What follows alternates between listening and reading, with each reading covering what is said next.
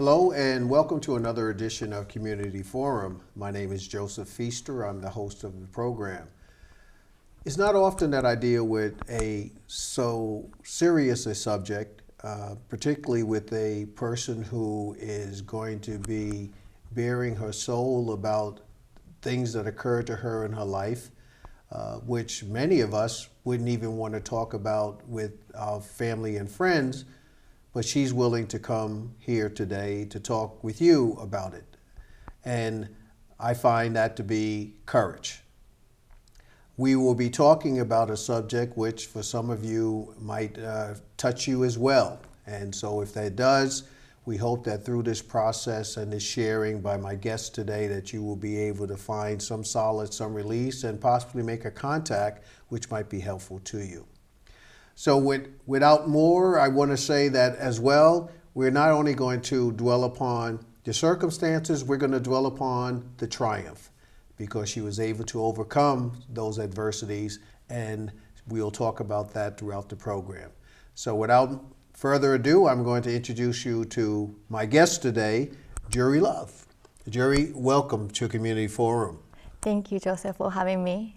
Well, I had an opportunity to view an earlier program which you did with my colleague Steve Kelly, and you had a guest on and you talked about some of the things which we're going to be chatting about today in terms of physical abuse and homelessness, and that was discussed in the earlier program. In fact, as I reviewed that clip, you were talking about a workshop or forum that you were going to be having as well. But I'm going to have you resurrect for our viewers today. I want them to know a little bit more about you. So let's talk about who is Juri Love. Okay, so my name is Juri Love, and I'm originally from Japan. And I came to America when I was in high school for the first time as an exchange student. But then I went back to Japan, and I came to Berklee College of Music. And now I'm a musician. I do modeling. I do acting.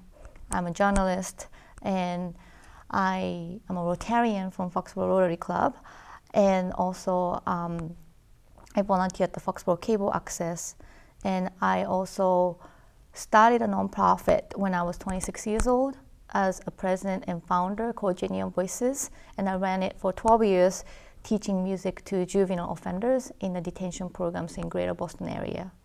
Wow, I mean, well, that's a mouthful, and it seems like you've had a number of great experiences, but let me step back and make it even more personal because I had an opportunity to meet your beautiful daughter in there, and off air we talked about the fact that you have a son as well. So let's talk about the family. Yeah. Sure. So I have a Nigerian husband, and we have two children, and Jaden and Jayla. Jaden is 8 years old.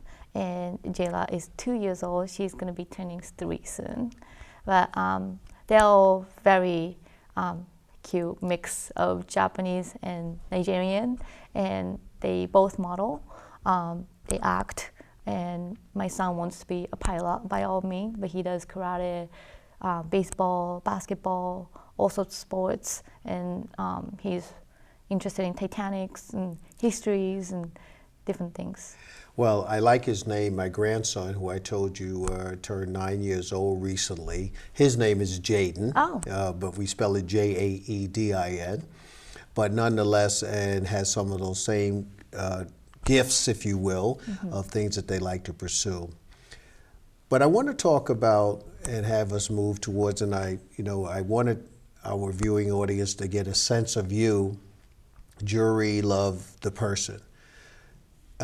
Let's talk about the life experience that you had, which resulted in what you had told me off air about the sexual abuse, the homelessness that you experienced. Let's talk about your life experiences. On the first half of the show, we'll talk about that. And then I want to talk about how you overcame it and your triumphs as well. But it's a sensitive subject, and I'm definitely am empathetic with that. But let's help our viewing audience understand what you did experience. Absolutely. So I was born in a very rural part of Japan near Mount Fuji. about 4,000 people in a small town, maybe you call it. Everybody knew everyone. And my parents divorced when I was 8. So after that, and my father was working at the town hall. And what happened was after my mother left, well, he was very abusive to my mother. I witnessed a lot of physical abuse towards her growing up. But I didn't know what it was. There was no word for it when I was growing up. Obviously, like I didn't know. But anyways, we always think that those things are supposed to happen. Yeah, and then there was a lot of violence in the family. My grandfather beating up my uncle, and so I wouldn't say I was accustomed to, but there was no comparison to other peaceful family household. So anyways, when after my mother left, since between age 8 to 13, when I escaped from my father, my biological father, the physical and also sexual abuse started to happen, and I didn't know what it was, and I really had no idea what was going on. But obviously, when he was beating me up, grabbing my head and pounding my head to the desk, or kicking me and pulling my ear and then throwing me to the wall. So kind of extreme physical abuse. But that part, it kind of comes and goes. It's not like I had a certain reason that I did something wrong. I think it was more of maybe when I look back, maybe he had a bipolar or maybe some narcissistic syndrome. I have no idea. But anyways, this was in the 80s, and nobody talked about, obviously, sexual abuse, child sexual abuse. Now, were you in Japan or were you in the United States? No, in Japan. Okay. I grew up in Japan, sorry. So anyways, and nobody believed sexual abuse. Nobody believed physical abuse. And then, parenting, part of the discipline, beating kids, in Japanese school too, sometimes the teachers back in the day smack kids, when they did something wrong, and that was tolerated. So I think awareness wasn't there at all. So what happened was, when I got sexually abused, I couldn't speak for maybe a week, and I got bullied at school because I couldn't talk what was going on. And then about the physical abuse, I was trying to tell my friend, but they didn't know what to do. And then my father manipulated teachers, because he was a town worker, that I was basically a traitor, and I was trying to escape from him to stay with my mother, who moved out in different states, different prefecture in Japan. So I tried to contact her, and then met up with her secretly without my father knowing. Then we arranged the move.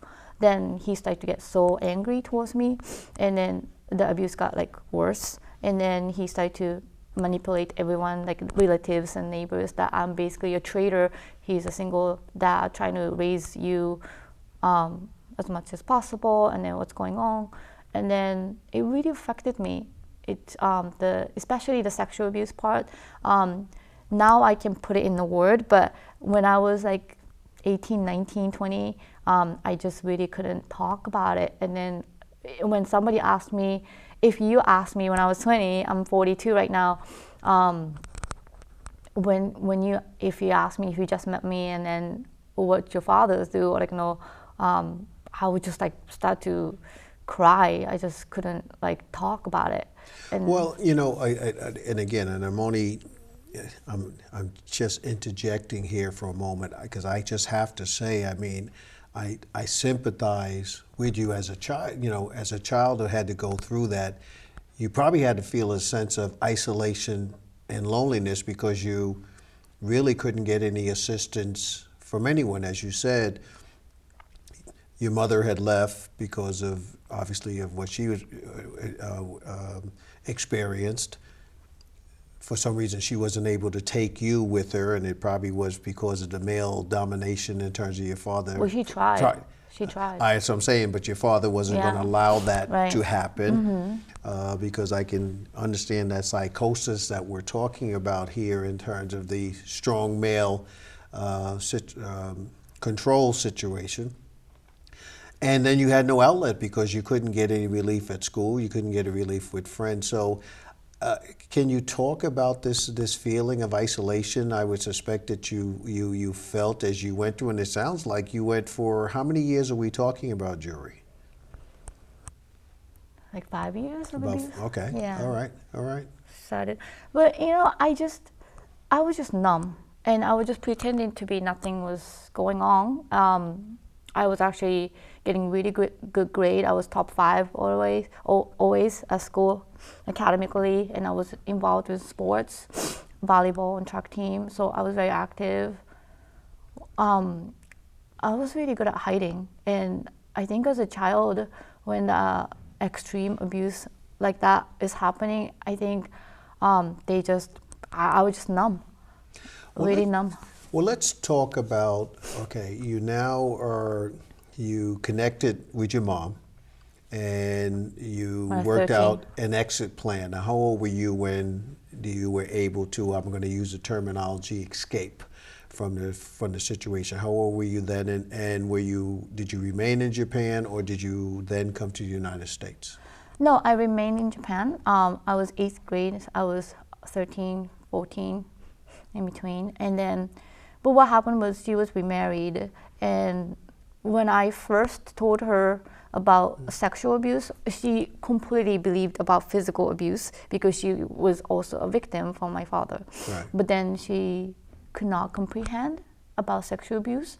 And basically what she said was, overnight, after a night, she came up and said, I think you're making it up.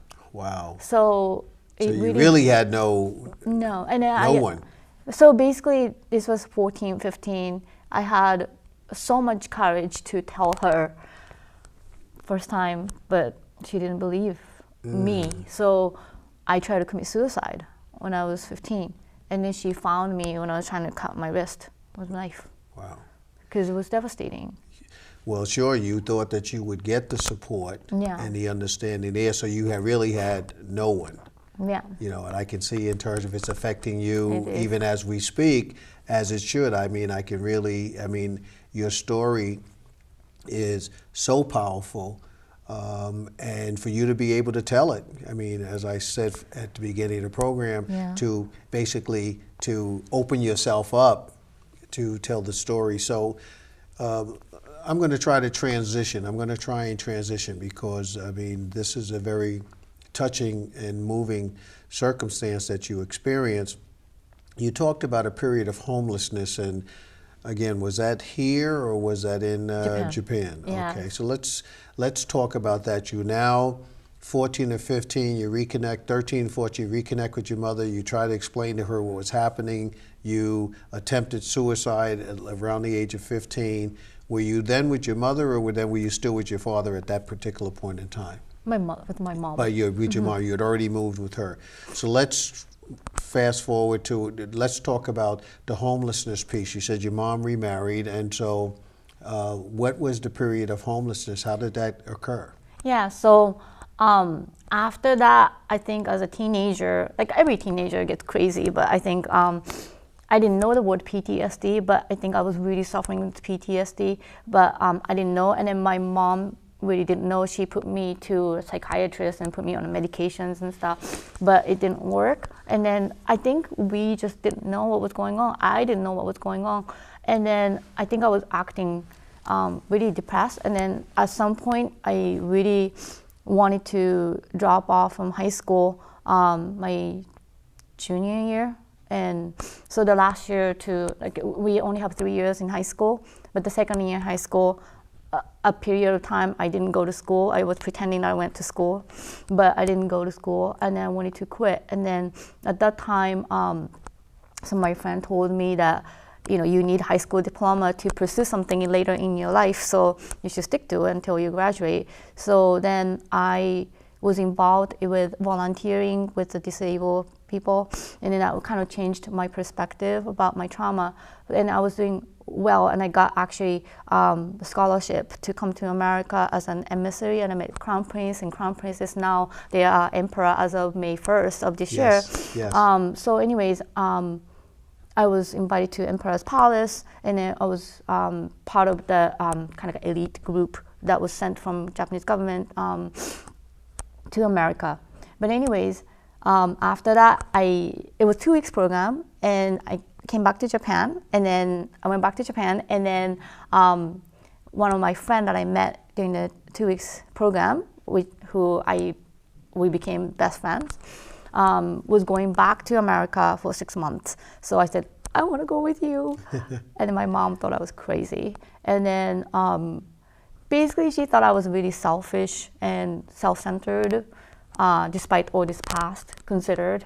Then I think she didn't know what to do, but she was telling me that I should be independent. So what happened was I did a 6 months exchange program with a lovely American family, Perry family in Washington State.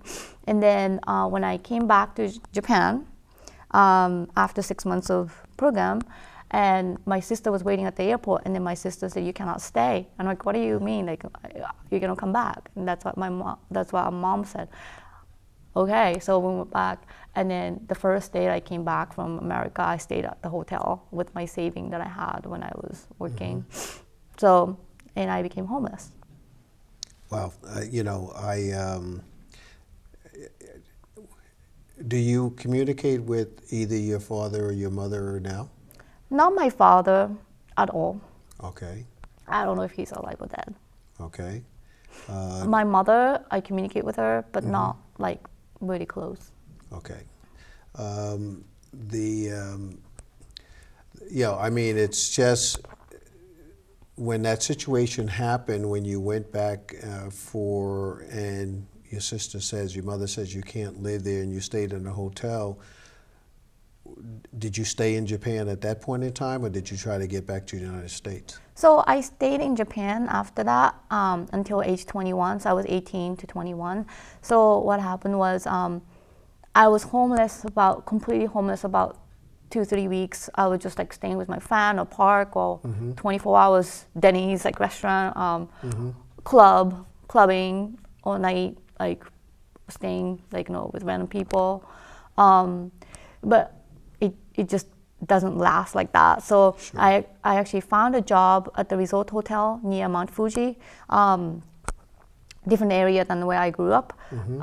And then I stayed at the resort hotel as a worker. I got up like 7 a.m., made breakfast for like 30 people, made bed, clean rooms, and then after mm-hmm. they check out, and then have lunch, and then make dinner from 3 p.m. to 7 p.m., like full course dinner, served, and then did dishes, and then go to bed like 11 p.m. So I did that for about a month when I was 18.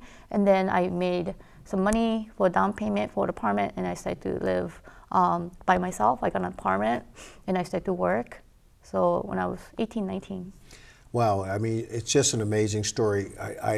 And time moves so quickly here. But what I'm going to do is I'm going to have our sponsors come on, because that's what supports this particular program. And when we come back, I want us to move towards the triumph in terms of the jury that has come, come through all of these trials and tribulations, all of this trauma, and you've emerged as a lovely woman doing a lot of good things for yourself and for others. So we'll be right back. Hi, this is Roy Cohen. The crew would like to thank Maxie's Delicatessen, located at 117 Sharon Street in Stoughton. You can reach them by calling 781-341-1662. The American Cancer Society is looking for volunteers to drive cancer patients to and from treatments.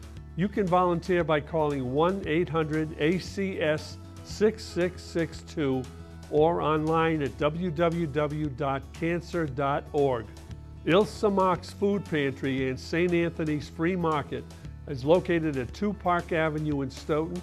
For more information, call Christine Gallagher at 781-341-0611 or 781-341-0549.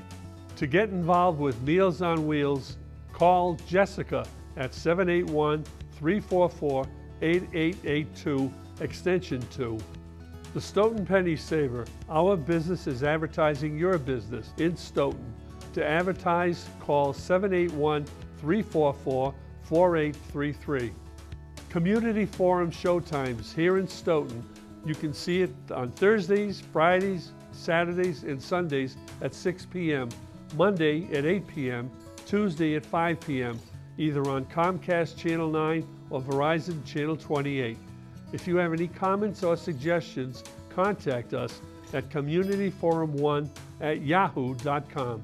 Samaritans, 41 West Street, 4th floor in Boston, Massachusetts, 02111, or call them at 617-536-2460. The 24-hour helplines, 877-870-HOPE or 877-870-4673. Samaritans, 800-252-TEEN or 800-252-8336, or online www.samaritanshope.org. For you bingo players, I want to tell you about the Monday night bingo being held at the Ahava Torah Congregation, 1179 Central Street in Stoughton. The doors open at 4:30 p.m. The games start at 6:30 p.m. You come on down and win some money. They have two big prizes. One is $1,199 and the other one is up to $3,000. So come on down. Stoughton Lions Club annual golf tournament is coming up on Saturday, May 18th at the Cedar Hill Golf Course at 1137 Park Street in Stoughton. And my guest today is Juri Love. You've heard her story, and she definitely has some suggestions for those of who might be experiencing any type of sexual abuse or homelessness. But she even has more to offer, and you're going to learn more about that in a moment. But you can reach her at jurilove.com or juripanda@gmail.com. Phone number 781-366-7218. All right, we are back, and if you're just tuning in, my guest today is Juri Love. We've been talking about her life experiences dealing with physical and sexual abuse and homelessness, having grown up in Japan. But in terms, we want to now talk about her triumphs. We're going to talk a little bit about Juri. We were talking about off air about a forum that you participated in, and you may have some advice for persons who may be experiencing such sexual or physical abuse. And then I want to talk about, you've come a long way, baby, as they would say, and I'd like to talk about that. So the floor is yours. Yes, first of all, like I said, I couldn't even say a word father. What happened was I did 6 years of counseling and also EMDR. I really recommend people who hasn't done EMDR for PTSD. Okay, what's EMDR if you know what the acronym stands for? Yeah, it's eye movement resensitizing reprocessing. Okay, thank you. Yes, so that is very effective. You can Google EMDR certified counselors in your area. It's not medicine, it's following light or sensors on right and left stimulation. I highly recommend that, but definitely reaching out to right people, counseling, especially in Japan, going to counseling is like shame or embarrassment. But I think in America it's not like that. But it really helped me to. Well, I hope that if those who haven't, we had your information posted up there. I hope that they will take advantage of it to contact you. But let's end the show with the triumph that we now have a lovely woman, married, 2 lovely children, doing some amazing things. You received, and folks, if you want to know, she was a hero among us from the Boston Celtics. I think it's the Celtics organization that gives us out, correct? Yes. So you were there on the parquet floor and receiving that, so congratulations. But let's talk about some of the other things that you're involved in, Juri. Yes, so I'm a model, actor, musician, and journalist. So I brought some newspaper that I work for. It's called the Foxborough Reporter. It's the town of Foxborough. And then this is a front cover story that I wrote by Juri Love. And then I took this photo, and I'm writing a lot. I started in maybe 2 years ago, a year and a half ago. I had no background in journalism. I've never studied journalism in my life, but all of a sudden I got a job and I'm writing front cover for a long time. Now, you also mentioned to me you have a program that you designed teaching children how to be reporters and go out and do different things. Let's talk about that for a bit because our time is winding down. Sure. Could you tell us a little bit about that? Absolutely. So the reason why I received this award was I was running a nonprofit called Genuine Voices, which we taught music to juvenile offenders in the Boston area. And then it really taught me how fostering youth is important, empowering youth is important, how self-confidence and resilience are made by measurable, tangible, measurable outcome. But I closed the nonprofit for various reasons in 2014. But I kind of missed that part of dealing with youth and then seeing their confidence level like boost up. So I have been volunteering at the Foxborough Cable Access for a talk show like this. But then I had an opportunity to initiate the program called Foxborough Youth Production, where we have about 30 families and kids sign up. Basically, youth under 18 are doing all editing, reporting, and then the camera. And then we already had so many productions since not even a month ago. Well, our time is whittling away, Juri. This has been both heart-wrenching but enjoyable. I'm glad to see that you were able to overcome the trauma that you experienced. You seem to be thriving. You seem to be contributing, and I'm so happy to have been able to, one, meet you and to have you on the program. I'm sure that you have more stories to tell us in the future, and so we'd love to have you back if you're inclined to do so. Definitely. But thank you for being on Community Forum. Thank you very much for having me.